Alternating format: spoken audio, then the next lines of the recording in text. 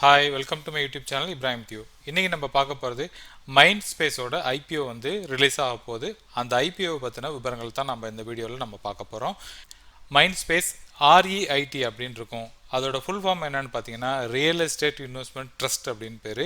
Business park இன்வெஸ்ட்மெண்ட்னு சொல்லுவாங்க. Business பார்க்னா என்னென்னு பார்த்தீங்கன்னா நிறைய கம்பெனிகள் வந்து தங்களோட அலுவலகங்களை, அதாவது தங்களோட ஆஃபீஸுகளை வந்து ரெண்டல் அப்பார்ட்மெண்ட்டில், ரெண்டல் பில்டிங்கில் வந்து பிடிச்சிருப்பாங்க. அது வந்து ஸ்பெஷலாக பார்த்தீங்கன்னா பிஸ்னஸ் பார்க்குன்னு சொல்லுவாங்க. இந்த கம்பெனி வந்து மிக பெரும் நல்ல நல்ல இடத்துல வந்து அவங்களோட பிஸ்னஸ் ஹோல்டிங்கை வச்சுட்டு இருக்காங்க. பிஸ்னஸ் பார்க்கில் நீங்கள் இன்வெஸ்ட்மெண்ட் பண்ணுவீங்க. அதாவது வணிக வளாகங்களை வந்து இவங்க பில்ட் பண்ணி அதை வந்து ரெண்டல் கொடுப்பாங்க. அந்த ரெண்டல்லேருந்து வர வருமானத்தை தான் இந்த கம்பெனிக்கு வந்து இன்கமாக கிடைக்கும். இந்த பிஸ்னஸ் பார்க்னா எங்கெங்கன்னா இருக்குன்னு பார்த்தீங்கன்னா நல்ல முன்னணியாக இருக்கிற தலை சிறந்த சிட்டிகளில் இருக்குது. நம்ம அந்த ஃபுல் விவரங்களையும் நம்ம பார்த்து இந்த வீடியோவில் தெரிஞ்சுக்கலாம். நான் சேவிங் சம்மந்தமாக சொல்கிற விவரங்கள் உங்களுக்கு பிடிச்சிருந்துச்சுன்னா இந்த வீடியோவுக்கு லைக் பண்ணுங்கள்.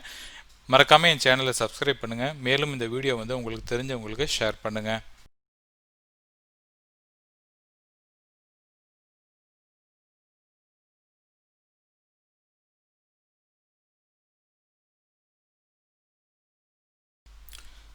இந்த ஐபிஓவில் நான் எப்படி அப்ளை பண்ணுறது அப்படின்னு கேட்டிங்கன்னா, உங்களுக்கு ஐபிஓவில் அப்ளை பண்ணுறதுக்கு டிமேட் கணக்கு வேணும். டிமேட் கணக்கு வந்து எப்படி திறக்கிறது அப்படின்னு கேட்டிங்கன்னா, நீங்கள் இந்த ஜிரோதா வழியாக நீங்கள் உங்களோட டிமேட் கணக்கை ஓப்பன் பண்ண முடியும். இந்த ஜிரோதாவோட டவுன்லோட் லிங்க்கை வந்து நான் கீழே டிஸ்கிரிப்ஷனில் கொடுத்துருக்கேன்.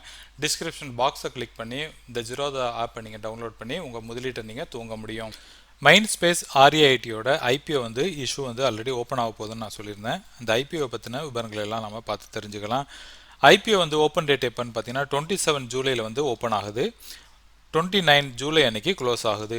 இந்த ஐபிஓ இஷ்யூ ப்ரைஸ் வந்து 274லேருந்து 275 வரைக்கும் இருக்குது. இந்த ஐபிஓட இஷ்யூ சைஸ் வந்து 4500 crores இருக்குது. ரொம்ப பெரிய ஐபிஓனா கிடையாது. வெறும் 4500 கோடி மதிப்புள்ள இந்த ஐபிஓ தான் இஷ்யூ பண்ண போகிறாங்க. இந்த ஐபிஓவில் நீங்கள் முதலீடு செய்கிறதா இருந்தால் குறைந்தபட்சமாக வந்து 200 ஷேர் நீங்கள் வாங்குற மாதிரி இருக்கும். இந்த ஐபிஓட லாட் சைஸ் பார்த்தீங்கன்னா 200 யூனிட் அப்படின்னு நிர்ணயிச்சிருக்காங்க. அதாவது நீங்கள் குறைந்தபட்சமாக 200 ஷேரை நீங்கள் வாங்க வேண்டியிருக்கும். அதுக்கு மேலே பார்த்தீங்கன்னா எகெயின் நீங்கள் ஒரு 200 நீங்கள் பர்ச்சேஸ் பண்ணுற மாதிரி இருக்கும். அப்படி பார்க்குறப்ப 200 ஷேரை நீங்கள் 275, அதாவது இந்த கட் ஆஃப் ப்ரைஸில் நீங்கள் வாங்குறதா இருந்தால் நீங்கள் வந்து ஒரு லாட்டுக்கு வந்து கிட்டத்தட்ட 55,000 நீங்கள் இன்வெஸ்ட்மெண்ட் பண்ண வேண்டியிருக்கும். இது சாதாரணமாக ஒரு முதலீட்டாளர்கள் வந்து முதலீடு செய்கிறதுக்கான தொகை வந்து இது மிகப்பெரிய தொகையாக இருக்கலாம். நீங்கள் அதிகபட்சமாக நீங்கள் இதில் முதலீடு செய்ய விருப்பப்பட்டீங்கன்னா குறைந்தபட்சமாக வந்து 3 லாட் நீங்கள் பர்ச்சேஸ் பண்ண வேண்டியிருக்கும். 3 லாட்டுக்கு வந்து 600 ஷேர் வரும்.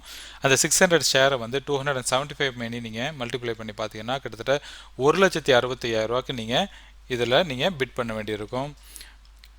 இந்த ஐபிஓவில் வந்து யாரெல்லாம் வந்து லீடிங் மேனேஜர் இருக்காங்கன்னு பார்த்தீங்கன்னா மார்கன் ஸ்டான்லி இருக்காங்க, ஆக்சிஸ் கேபிட்டல் இருக்குது, டிஎஸ்பி இருக்குது, சிட்டி குரூப் குளோபல் இருக்குது, அப்புறம் எஃப்எம் ஃபைனான்ஷியல் இருக்குது, கோத்தக் மஹேந்திரா கேபிட்டல் இருக்குது, இன்னும் வெவ்வேறு நிறுவனங்கள் இருக்குது. இவங்க தான் வந்து லீடிங் மேனேஜராக இருக்காங்க. இந்த மைண்ட் ஸ்பேஸ் ஐபிஓ வந்து எதுலலாம் லிஸ்ட் பண்ணுவாங்கன்னு பார்த்தீங்கன்னா பிஎஸ்சி அப்புறம் என்எஸ்சியில் லிஸ்ட் பண்ணுவாங்க. பப்ளிக் டைம் வந்து இப்போ ஃப்ரெஷ்ஷாக வந்து இஷ்யூ பண்ணுற சைஸ் பார்த்தீங்கன்னா கிட்டத்தட்ட 1000 கோடிக்கு தான் இவங்க இஷ்யூ பண்ணுறாங்க. அதுக்கப்புறம் பார்த்தீங்கன்னா இதோட ஏற்கனவே வந்து ராஜேந்திரா குரூப்பும் அதுக்கப்புறம் பிளாக் ஸ்டோன் அப்படிங்கிறவங்களும் இந்த ஸ்டாக்கை வந்து அவங்க ஹோல்ட் பண்ணிட்டு இருக்காங்க. அவங்க என்ன பண்ணுறாங்க, 3,500 crores மதிப்புள்ள ஸ்டாக்ஸை வந்து இந்த ஐபிஓ மூலிமா விற்கிறாங்க.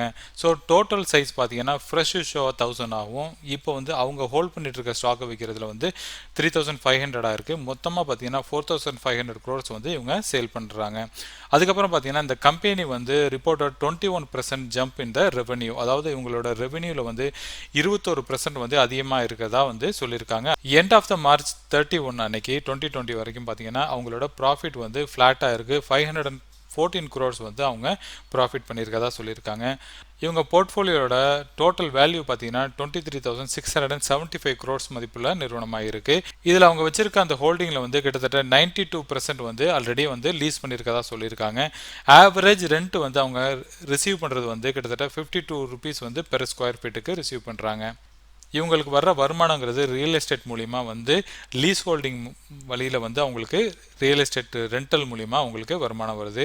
ப்ராப்பர்ட்டி வந்து எந்த ப்ராப்பர்ட்டியும் ஈஸியாக வாங்கிட முடியாது. இவங்களுக்கு வந்து வேக்கண்ட், அதாவது அக்ரிகல்ச்சரல் லேண்டை வாங்க முடியாது, காலியாக இருக்கிற இடத்தையும் வாங்கிட முடியாது. அதே மாதிரி ஏற்கனவே வந்து மோர்கேஜ் பண்ணியிருக்க அந்த ப்ராப்பர்ட்டியை இவங்க வாங்க முடியாது. அப்படிங்கன்னா வந்து இவங்களுக்கு ரெஸ்ட்ரிக்ஷன் இருக்குது.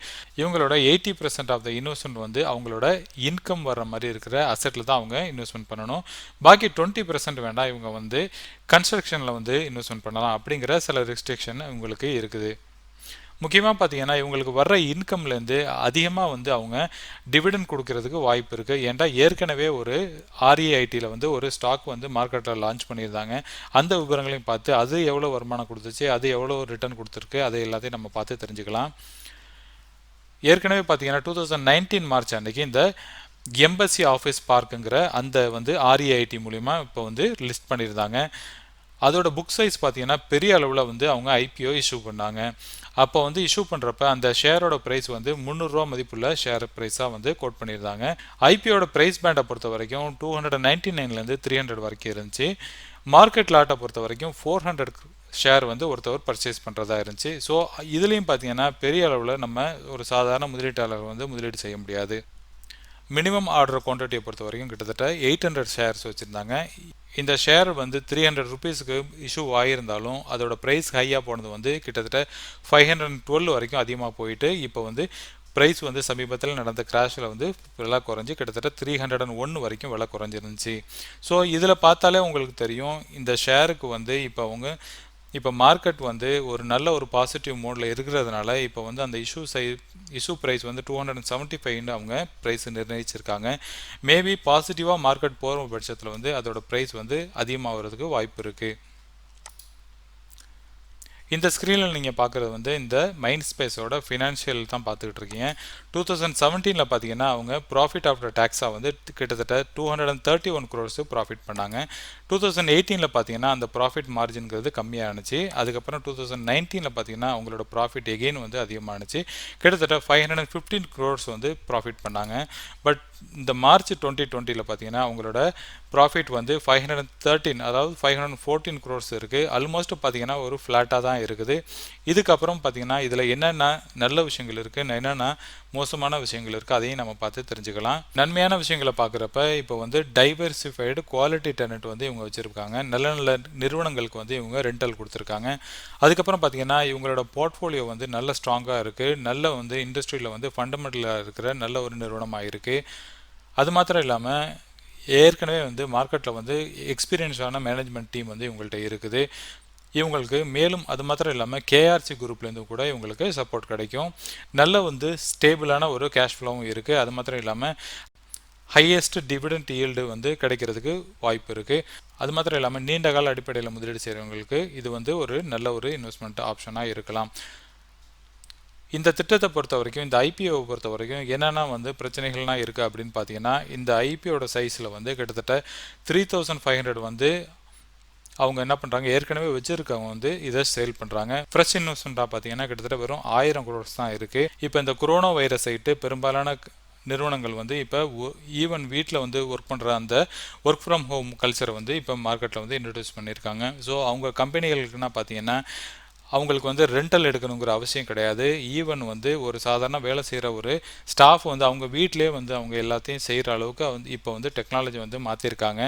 இதெல்லாம் பார்த்தீங்கன்னா ஃப்யூச்சரில் வந்து ரியல் எஸ்டேட் வந்து இன்னும் எப்படி போகுங்கிறத நம்மளாட்டி சொல்ல முடியல. ஏன்னா இது ஒரு நெகட்டிவ் நியூஸாகவே நமக்கு தெரியுது. இப்போ வந்து இஷ்யூ சைஸும் வந்து குறைந்தபட்சமாக வந்து ரீட்டைல் இன்வெஸ்டர் வந்து 55,000 வந்து குறைந்தபட்சமாக வந்து 55,000 வந்து குறைந்தபட்சமாக முதலீடு செய்ய வேண்டியிருக்கும். அதுவே வந்து சாதாரண முதலீட்டாளர் வந்து பெரிய அளவில் அந்த தொகை தெரியலாம். ஸோ பார்ட்டிசிபேஷன் வந்து பெரிய அளவில் இருக்குமாங்கிறது சந்தேகமாக இருக்குது. இப்போ சப்போஸ் வந்து இப்போ ஒரு இஷ்யூ ப்ரைஸில் வந்து இப்போ நம்ம முதலீடு செஞ்சிட்டோம், அதுக்கப்புறம் வந்து இஷ்யூ டயத்தில் வந்து அந்த ப்ரைஸ் வந்து டிஸ்கவுண்டடாக கிடைக்கிது, அதாவது அந்த இடத்துல வந்து ப்ரைஸ் ஃபால் ஆகுது, அப்படிங்கிற பட்சத்தில் முதலீட்டாளர்களுக்கு நஷ்டம் வர்றதுக்கு வாய்ப்பு இருக்குது. சப்போஸ் நீங்கள் இந்த ஐபிஓவில் அப்ளை பண்ணி உங்களுக்கு பெரிய அளவில் ஷேர் கிடைக்கணும் அப்படின்னு நீங்கள் விருப்பப்பட்டீங்கன்னா நீங்கள் என்ன பண்ணணும், உங்களுக்கு இருக்கிற எத்தனை டிமேட் கணக்கு உங்களுக்கோ உங்கள் ஃபேமிலியில் எத்தனை மெம்பர்கிட்ட இருக்கோ எல்லாரும் ஒவ்வொருத்தவங்களும் தங்களோட டிமேட் கணக்குலேருந்து நீங்கள் அப்ளை பண்ணலாம். சப்போஸ் உங்களோட டிமேட் கணக்கு இல்லாட்டி இந்த ஜீரோதா நம்பர் 1 புரோக்கர் மூலிமா நீங்கள் இந்த ஐபிஓக்கு நீங்கள் அப்ளை பண்ண முடியும். இந்த ஜீரோதாவோட டவுன்லோட் லிங்க் வந்து நான் கீழே டிஸ்கிரிப்ஷனில் கொடுத்துருக்கேன். அதன் மூலியம் நீங்கள் டவுன்லோட் செய்து உங்களோட டிமேட் கணக்கை திறக்க முடியும். நீங்கள் எப்போ நீங்கள் ஐபிஓவில் அப்ளை பண்ணுறதா இருந்தாலும் அந்த ப்ரைஸ் கட் ஆஃப் ப்ரைஸில் நீங்கள் அப்ளை பண்ணுங்கள். கட் ஆஃப் ப்ரைஸில் நீங்கள் அப்ளை பண்ணிங்கன்னா உங்களுக்கு கிடைக்கிறதுக்கு வாய்ப்பு அதிகமாக இருக்குது. குறைவான இருக்கிற விலையில் நீங்கள் அப்ளை பண்ணீங்கன்னா உங்களுக்கு வாய்ப்பு கிடைக்கிறது கொஞ்சம் கம்மியாக இருக்கும். இந்த ஐபிஓவில் நான் எப்படி அப்ளை பண்ணுறது அப்படின்னு கேட்டிங்கன்னா, உங்களுக்கு ஐபிஓவில் அப்ளை பண்ணுறதுக்கு டிமேட் கணக்கு வேணும். டிமேட் கணக்கு வந்து எப்படி திறக்கிறது அப்படின்னு கேட்டிங்கன்னா, நீங்கள் இந்த ஜிரோதா வழியாக நீங்கள் உங்களோட டிமேட் கணக்கை ஓப்பன் பண்ண முடியும். இந்த ஜிரோதாவோட டவுன்லோட் லிங்க்கை வந்து நான் கீழே டிஸ்கிரிப்ஷனில் கொடுத்துருக்கேன். டிஸ்கிரிப்ஷன் பாக்ஸை கிளிக் பண்ணி இந்த ஜிரோதா ஆப்பை நீங்கள் டவுன்லோட் பண்ணி உங்கள் முதலீட்டை நீங்கள் துவங்க முடியும். இன்றைக்கி பார்த்த வீடியோவில் மைண்ட்ஸ்பேஸ் ஐபிஓ பற்றி நம்ம விவரங்கள் பார்த்தோம். எப்படி நமக்கு இந்த கம்பெனிக்கு வந்து வருமானம் வருது, நம்ம முதலீடு செஞ்சால் நமக்கு பெனிஃபிட் என்ன, இதில் வந்து என்னென்ன வந்து ப்ரோஸ் இருக்குது, என்ன வந்து கான்ஸ் இருக்குது அப்படிங்கிற அந்த விவரங்களை எல்லாம் நம்ம பார்த்தோம். என்னை பொறுத்த வரைக்கும் இந்த ஐபிஓங்கிற ப்ரைஸுங்கிறது லிட்டில் பிட் ஹையாக இருக்கிற மாதிரி தான் தெரியுது. பட் வந்து மார்க்கெட்டில் வந்து இன்ஸ்டிடியூஷனல் இன்வெஸ்ட்மெண்ட் வந்து பெரிய அளவில் இந்த ஐபிஓக்கு வந்து சப்போர்ட்டாக இருக்கும்னு நான் நம்புகிறேன்.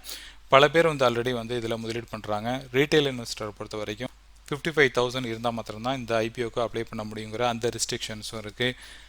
ஸோ இதை வந்து நம்ம ஒரு பாசிட்டிவாக நம்ம எடுத்துக்க முடியாது. இதோட ப்ரைஸும் பார்த்தீங்கன்னா 275ங்கிறது பெரிய அளவில் இருக்குது. சப்போஸ் வந்து ஃபியூச்சரில் வந்து இந்த ஒர்க் கல்ச்சருங்கிறது வீட்டிலே இருக்கும் பட்சத்தில் வந்து இது வந்து இந்த கம்பெனிக்கு வந்து பெரிய அளவில் ஒரு நெகட்டிவ் வர்றதுக்கு வாய்ப்பாக இருக்குது. ரியல் எஸ்டேட்டை பொறுத்த வரைக்கும் இன்னும் டவுனாக தான் போக போகுதுங்கிற ஒரு கணிப்பு எல்லாருக்கும் தெரியுது. ஸோ இந்த ஐபிஓவை பொறுத்த வரைக்கும் எனக்கு தெரிஞ்ச விவரங்களை எல்லாத்தையும் நான் உங்கள்கிட்ட சொல்லியிருக்கேன். இந்த வீடியோ பிடிச்சிருந்துச்சுன்னா லைக் பண்ணுங்கள், உங்கள் ஃபேமிலி ஃப்ரெண்ட்ஸோட ஷேர் பண்ணுங்கள். இதே மாதிரி ஒரு நல்ல டாப்பிக்கோட எகைன் நான் உங்களை மீட் பண்ணுறேன். அது வரைக்கும் டேக் கேர், பாய்.